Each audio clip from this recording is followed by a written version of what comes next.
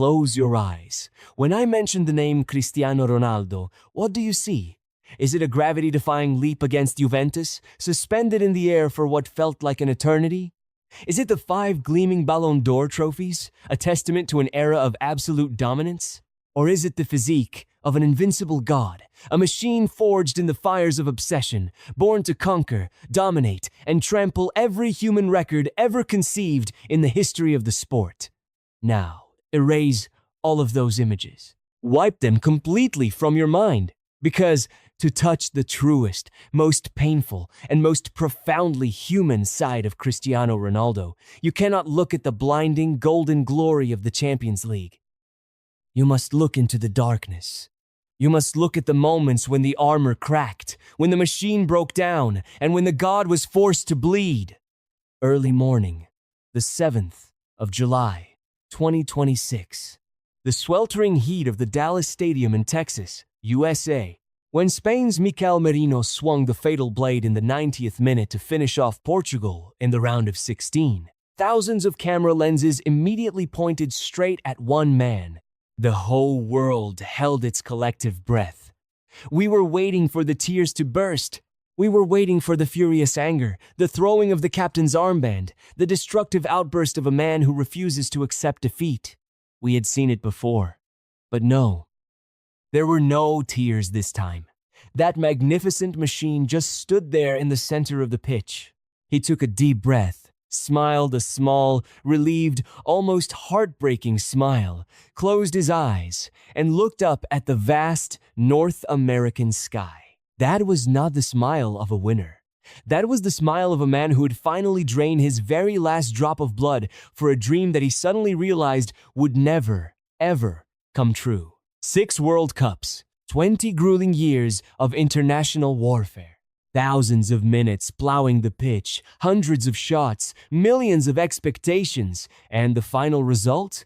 Not once touching the golden trophy, not once stepping into the final.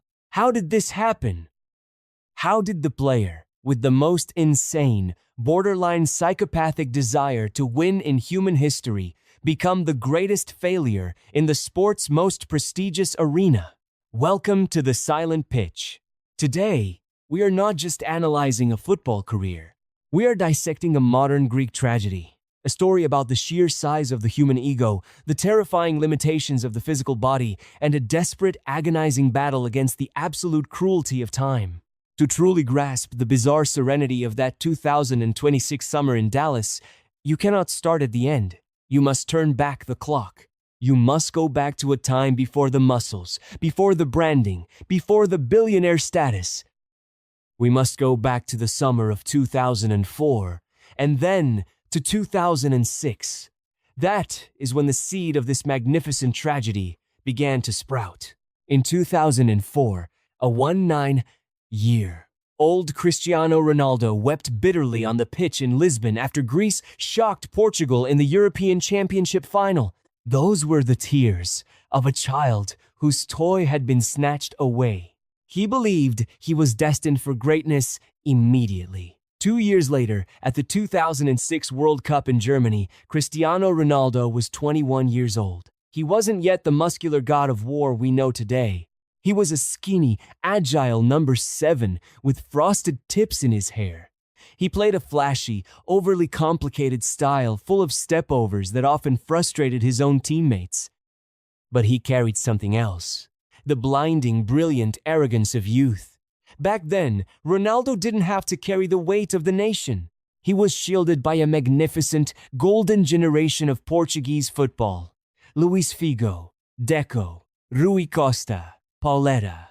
Ronaldo was just the youngest brother in a squad of established kings. He was the secret weapon, the wild card, allowed to make mistakes because the veterans would cover for him.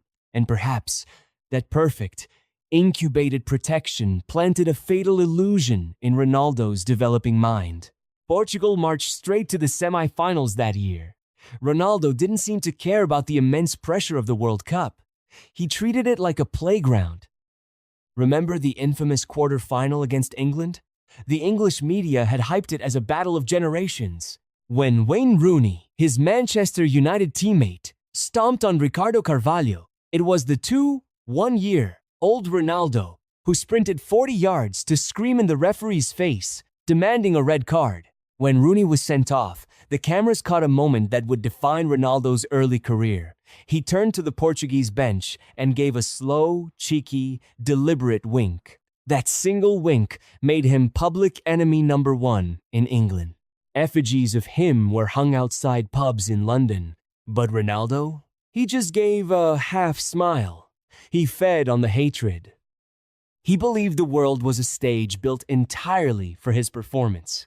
When Portugal ultimately fell to Zinedine Zidane's France in the semi-final after a cruel, singular penalty kick, the 21-year-old boy left the pitch not with crushing despair, but with a proud, dangerous belief. He looked at the tournament and thought, I am only 21 years old. I reached the semi-finals on my very first try.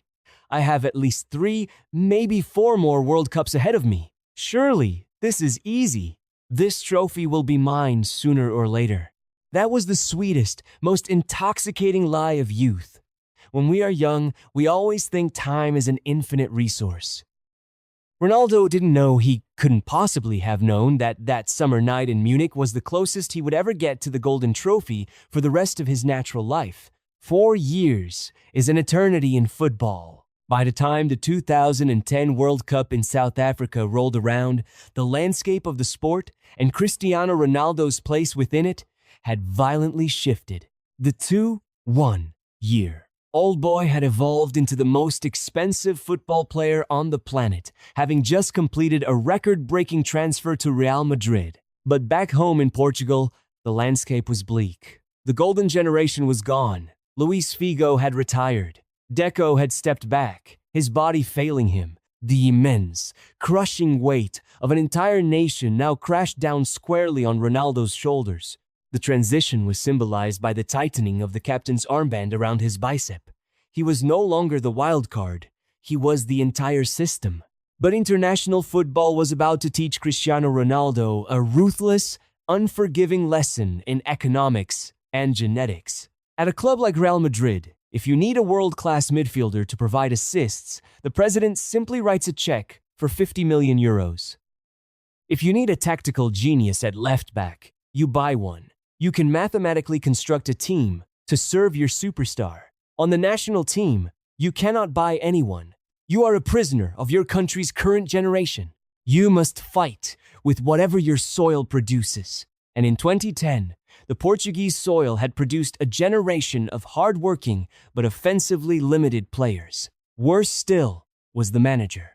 Carlos Queiroz implemented a system of negative, ultra-defensive football. It was a tactical prison.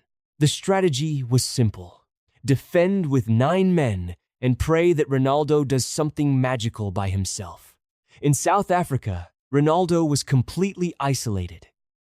He spent 90 minutes of every game stranded on the left wing, screaming for the ball, watching his midfielders pass it backward. Against Spain in the round of 16, Portugal had 39% possession. Ronaldo was starved, angry, and neutralized by the brilliant tiki-taka of Xavi and Iniesta. When the final whistle blew and Portugal was eliminated 1-0, a cameraman rushed into Ronaldo's face. In a moment of pure boiling frustration, Ronaldo looked directly into the lens and spat on the ground. He didn't just spit at the camera, he spat at the tactical cage he was trapped in. He was the greatest weapon in the world, locked inside a museum, unable to be fired. If 2010 was a tactical failure, 2014 was a biological tragedy.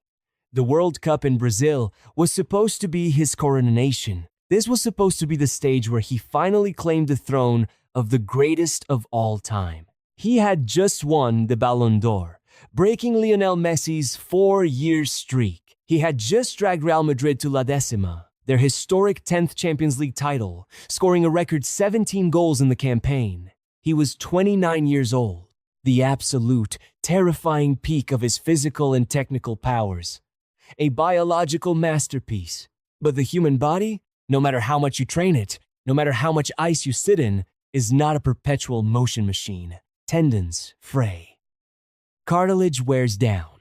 Just weeks before the World Cup kicked off in Brazil, a horrifying medical report leaked to the press. Ronaldo was diagnosed with patellar tendinosis in his left knee. This wasn't a simple impact injury that could be iced. Tendinosis is a chronic degeneration of the tendon's collagen. It is microscopic tearing. It is an injury born of overuse, a direct result of playing 60 games a season at maximum intensity. The Portuguese medical staff were terrified. His personal doctor looked him straight in the eye and delivered a chilling ultimatum. Cristiano, if you play in this tournament, the tendon could completely rupture. Your career could end permanently. You must rest. Anyone else, any normal, rational human being would have stepped down. They would have watched the tournament from a VIP box to save their livelihood. But for Ronaldo, the hunger for the World Cup had mutated past ambition. It was a toxic addiction. His ego could not fathom a World Cup happening without him at the center of it. He reportedly looked at the doctors and roared, "If I must fall, let me fall on the pitch. I decide when I stop." And fall he did. Watching Cristiano Ronaldo at the 2014 World Cup was an exercise in masochism. He played with his left knee, heavily strapped in thick black tape. He was visibly limping during warm-ups. He was operating at perhaps 50% of his actual capacity. In the opening match, Germany smelled blood. They ruthlessly targeted his lack of mobility and humiliated Portugal 4-0. But the truest measure of Ronaldo's tragic heroism came in the second match against the United States. In the scorching heat of the Amazon jungle in Manaus, Portugal was losing 2-1. If they lost, they were eliminated. It was the 95th minute, the final seconds of stoppage time. Ronaldo was exhausted, his knee throbbing in agony. He received the ball out wide on the right. His heart commanded his body to perform a trademark step-over, to cut inside and shoot. But his legs refused. The burst of pace was gone. So, relying purely on technical brilliance and sheer, desperate willpower, he whipped in a cross of unimaginable perfection. It bypassed 3 American defenders and landed perfectly on the head of Silvestre Varela, who scored 2-2. It was a miracle assist, born of agony. But it was not enough. Despite Ronaldo's scoring in the final group game against Ghana, Portugal was eliminated on goal difference. For the first time on the world stage, people didn't see Ronaldo screaming in anger or pointing fingers. When the final whistle blew against Ghana, he just stood still. He looked down at the grass, slowly unpeeling the black tape from his ruined knee. That was the moment he bitterly realized the first great truth of human existence. You can use willpower to defeat opponents, you can use money to buy treatments, but you can never, ever defeat a crumbling body. The flesh always collects its debt. Time shows no mercy. But neither does Cristiano Ronaldo. By the time the 2018 World Cup in Russia arrived, Ronaldo was 33 years old. In the brutal mathematics of professional football, 33 is the age of decline. It is the age where legends move to the MLS in America, or take lucrative contracts in Asia to comfortably retire. But Ronaldo refused to obey the laws of aging. He reinvented himself. He stripped away the unnecessary dribbling. He transformed from a flashy winger into a hyper-efficient, terrifying penalty box assassin. He brought to Russia the most lethal, complete, and focused version of himself. And the world found out immediately. The opening match of Group B was Portugal versus Spain in Sochi. This was not a football match. This was a cinematic masterpiece. It was a fight to the death between a brilliant, isolated individual and a perfect, suffocating tactical machine. Ronaldo opened the scoring in the 4th minute with a penalty he won himself. Spain equalized. Ronaldo scored again just before halftime, a low shot that slipped through David De Gea's fingers. Spain responded with 2 quick goals in the second half. By the 88th minute, Spain was leading 3-2. They were dominating possession. They were passing Portugal to death. The Portuguese team was exhausted, chasing shadows. Then, a foul. A free kick to Portugal, right on the edge of the Spanish penalty box. The weight of the world was entirely on this singular moment. Ronaldo rolled up his right short leg, revealing thighs built from thousands of hours of obsessive gym work. He took his signature 4 steps backward. He stood tall, legs spread wide like a gunslinger. His eyes were sharp as razors. His breathing was incredibly deep, completely silent amidst the deafening boos of tens of thousands of opposing fans. He didn't hit it with power. He didn't use his trademark knuckleball technique that had betrayed him so often in recent years. No, he chose precision. He ran up and struck the ball with the inside of his boot. A perfect curler. The ball painted a beautiful, violent arc in the night sky, flying inches over the jumping Sergio Busquets, and pinned itself absolutely flawlessly into the top right corner of the net. De Gea didn't even move. 3-3, a hat-trick against the tournament favorites. He had single-handedly brought down the entire defensive system of the Spanish national team. He ran to the corner flag, pointing at his chin, declaring himself the GOAT. For that one night, nobody could argue with him. But that blinding, godlike greatness stripped bare a second, much more cruel truth. 4 days later, in the round of 16, Portugal faced Uruguay. Uruguay didn't try to play beautiful football. They deployed a system of steel, led by Diego Godin and José Giménez. They double-teamed Ronaldo. They kicked him. They shoved him. They locked him in a tactical cage. And Portugal immediately collapsed. Without Ronaldo performing a miracle, they had no offensive identity. Edinson Cavani scored 2 brilliant goals, and Uruguay won 2-1. Football is fundamentally a game of 11 men. No matter how high a single man jumps, no matter how hard he shoots, no matter how much willpower he possesses, he cannot cross the ball to himself, he cannot tackle for himself, and he cannot score every single goal in every single match. The one-man army, no matter how glorious, will eventually fall to a true, organized collective. The myth of the individual was shattered in the Russian knockout stages. And then, we arrive at the desert. Qatar 2022. The media dubbed it the last dance, the ultimate showdown. But the narrative surrounding the 2 greatest players of this generation could not have been more polar opposite. While Lionel Messi arrived in the Middle East, surrounded by a young, hungry Argentine squad that worshipped him like a deity, willing to run through brick walls to hand him the trophy, Cristiano Ronaldo fell into the eye of a chaotic, self-inflicted storm. Just days before the tournament began, Ronaldo released an explosive, bridge-burning interview with Piers Morgan. He publicly attacked his manager at Manchester United, Erik ten Hag, and criticized the club's infrastructure. In response, Manchester United terminated his contract. For the first time in his professional life, Cristiano Ronaldo arrived at a World Cup as an unemployed player. He was isolated. He was angry. He desperately, obsessively wanted to prove to the whole world that at 37 years old, he was still the center of the footballing universe. But this time, the enemy that finished him off wasn't an injury. It wasn't a brilliant opponent like Spain or Uruguay. It was the ultimate betrayal. The betrayal of his own biology. The betrayal of age. Throughout the group stages, Ronaldo looked a half-step slow. His touches were heavy. The terrifying burst of acceleration that once left defenders looking like statues was entirely gone. He scored a penalty against Ghana, but his overall contribution was stifling Portugal's fluid, attacking talent. Then came the round of 16 against Switzerland, and with it, the most brutal decision of Ronaldo's career.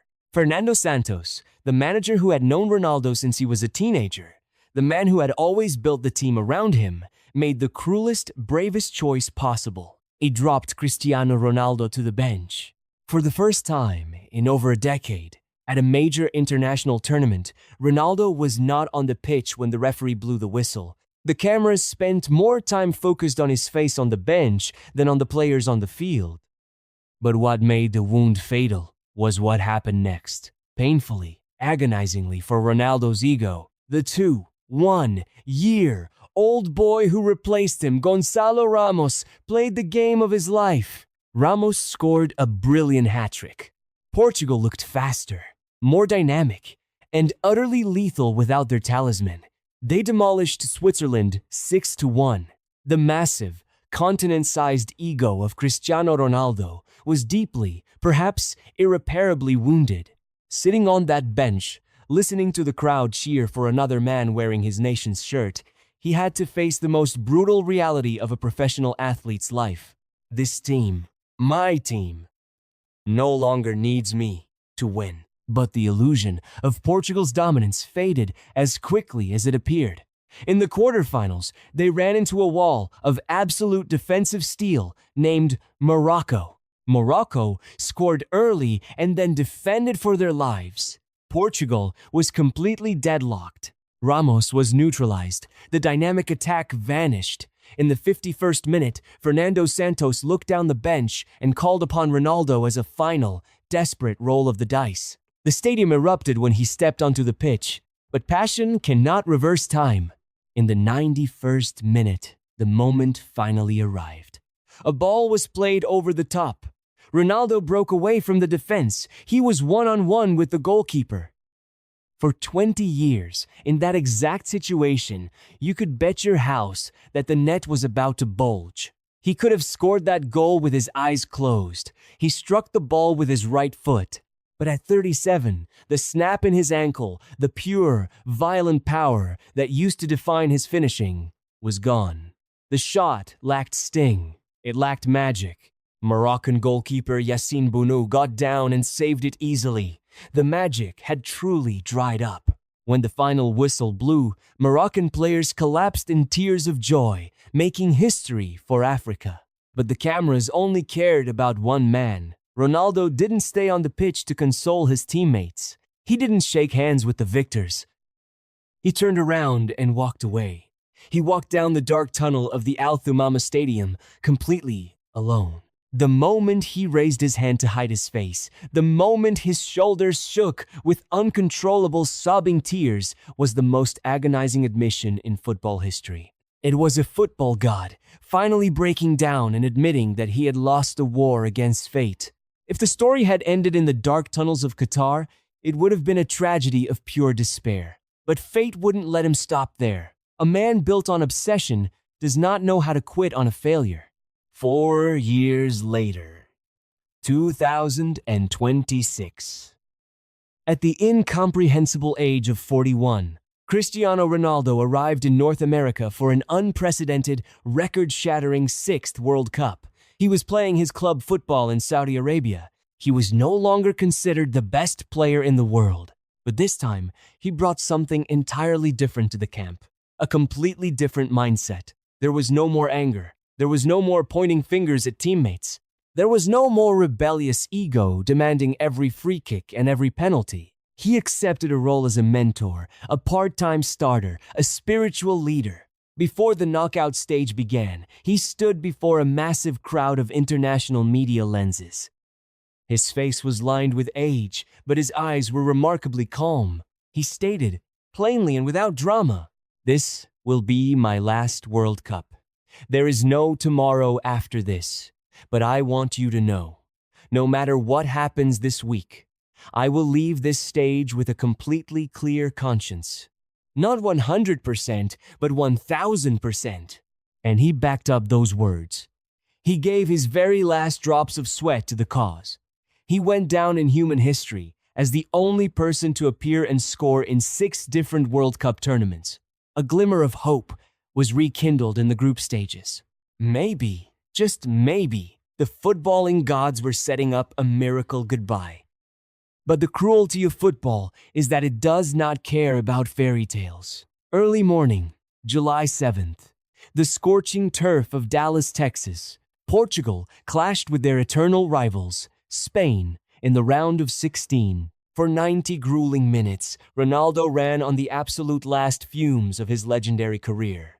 He pressed the Spanish defenders. He challenged for headers. He used every ounce of his 2 decades of experience to fight the ruthlessness of the younger, faster Spanish legs. He was giving everything his 1-year-old body had left to give. But exactly in the final minute of stoppage time, when the clock was ticking down the final seconds before extra time, tragedy struck.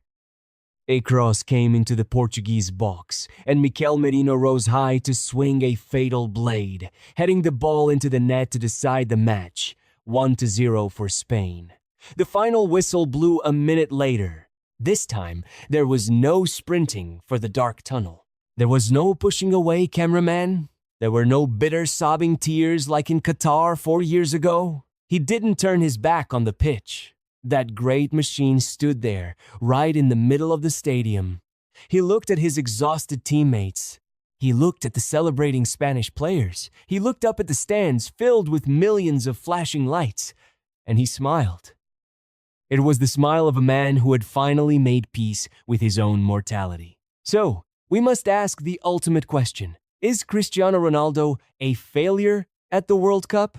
If you define success solely by the binary metric of lifting the golden trophy at the end of the tournament, then yes, he is the most bitter failure of his generation. A man left entirely empty-handed after 6 tournaments, spanning over 2 decades of his life. But to view his journey through such a narrow lens is to miss the entire point of sports.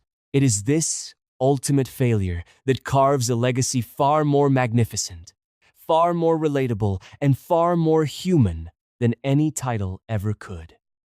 For his entire career, we have always seen a Ronaldo who was perfect to the extreme, a machine programmed to break records, a man who ate boiled chicken, drank only water, slept in scientifically optimized cycles, and lived coldly with utter, terrifying discipline. He felt alien, but the World Cup was the great equalizer. It stripped that machine bare. It exposed his helplessness, his physical pain, his tears, his vulnerability, and finally, his quiet acceptance. Ronaldo's obsession with the World Cup perfectly mirrors the myth of King Sisyphus in ancient Greek mythology. Punished by the gods for his hubris, Sisyphus was condemned to push a giant, heavy boulder up a steep mountain. But just as he reached the peak, the boulder would slip from his grasp and roll all the way back down into the abyss. And Sisyphus was forced to walk down and start all over again for eternity. Cristiano Ronaldo gritted his teeth and pushed the heavy Portuguese boulder to the top of the mountain in 2006, 2010, 2014, 2018, 2022, and 2026. And all 6 times the boulder rolled back down, crushing his heart on the way.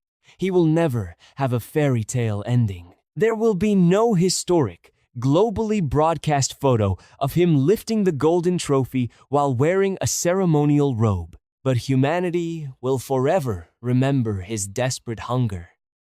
The greatest legacy of Cristiano Ronaldo does not lie in the fact that he never won a World Cup. His ultimate legacy lies in the fact that, for 20 long years, through injuries, tactical disasters, media storms, and the undeniable decay of his own body, he absolutely, categorically refused to quit. He fought the limitations of his national team. He fought the crumbling of his own flesh. And he fought the merciless passage of time itself. Ronaldo didn't win the battle for the golden trophy, but on that hot night in Dallas in 2026, with that relieved, serene smile, he finally won the most important battle of all, the battle against his own massive ego. Cristiano Ronaldo might be the greatest failure in World Cup history, but it is the epic, beautiful, and deeply human tragedy of that failure that will ensure this world can never, ever forget his name.